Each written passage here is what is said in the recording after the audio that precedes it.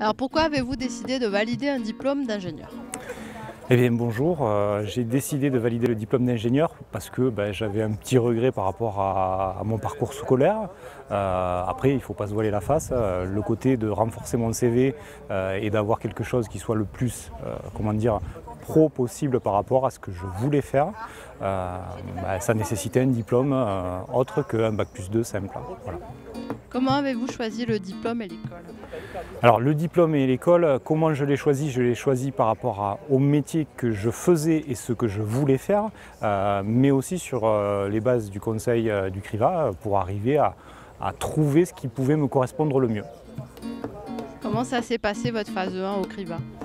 Alors, la particularité, c'est que je me suis posé dessus un mois après le premier jury, donc ça a duré longtemps, entre guillemets, parce que je suis arrivé après la bataille.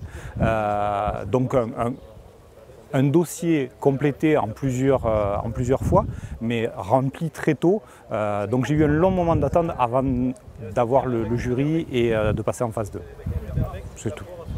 Comment ça s'est passé l'accompagnement de phase 2? Qu'est-ce que ça vous a apporté? Alors, l'accompagnement de phase 2 amène énormément de choses par rapport au poste que j'occupais. J'ai vraiment pris du recul sur la partie travail que je traitais et l'expérience que j'avais, mais sans aller plus loin que cette partie. C'est-à-dire que j'ai réellement vu mon environnement avec du recul. Comment avez-vous vécu le jury?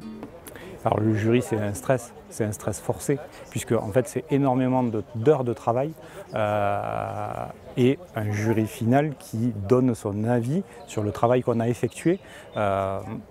Honnêtement, il y a peu de parcours sur lesquels on investit autant d'heures de travail pour une décision finale.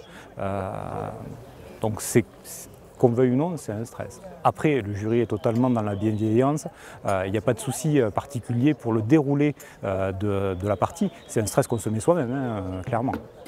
À quelles ressources vous avez fait appel lors de la VAE? À d'infinies ressources externes, internes. On va dire que globalement, moi je l'ai fait en autonomie par rapport à mon entreprise, donc j'ai pas utiliser donc, mon entreprise. Par contre, donc, tout ce qui est Internet aujourd'hui et le e-learning par exemple, tout ce qui peut être avec l'appui de l'ENI qui m'a aidé, tout ce qui peut être avec l'équipe VAE qui aide aussi énormément. Et puis au niveau familial, on va dire, juste pour une approche ou pour un ressenti de ce qu'on peut faire sur des soutenances par exemple, ou sur un rapport. À quelles difficultés vous avez fait face lors de la VAE? Le numéro 1 reste effectivement la quantité de travail à traiter dans le temps donné. Donc c'est un challenge, ça fait mettre énormément de choses de côté, énormément de sacrifices par rapport à sa vie de famille ou par rapport à son bien-être personnel, c'est-à-dire qu'il faut mettre de côté ce qu'on faisait avant. Et vis-à-vis de l'impact familial, il est relativement important. Qu'est-ce que ça vous a apporté une VAE au niveau professionnel? Alors au niveau professionnel, ça m'a amené de la clarté. Alors je vais m'expliquer au niveau clarté, c'est que en fait par rapport à ce que je faisais, je ne savais pas forcément si je faisais bien ou pas bien sur certains domaines. Globalement je faisais bien, mais au moins ça m'a rassuré là-dessus, ça m'a permis d'avoir plus confiance en moi dans ce que je faisais au quotidien. Voilà, je n'ai pas noté de grosses erreurs particulières par rapport à ce que je faisais, mais au moins ça m'a rassuré là-dessus. Qu'est-ce que ça vous a apporté au niveau personnel? L'énorme recul, globalement, voilà, par rapport à ma vie professionnelle, par rapport à ma vie personnelle, voilà, visualiser que en fait, ce que je faisais était bien, voilà. Aujourd'hui, dans le métier du travail, clairement, on dit quand ça fait mal.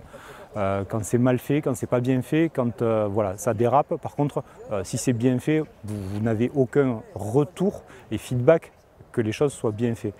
Côté VAE, ça permet de se rassurer, de se dire oui, j'ai bien fait, j'ai travaillé correctement. C'est valable tant au niveau pro que perso. C'est-à-dire que ce sentiment-là, côté perso, de se dire que ce qu'on a fait, c'est bien fait, ça fait plaisir. Quel conseil donneriez-vous aux futurs candidats VAE?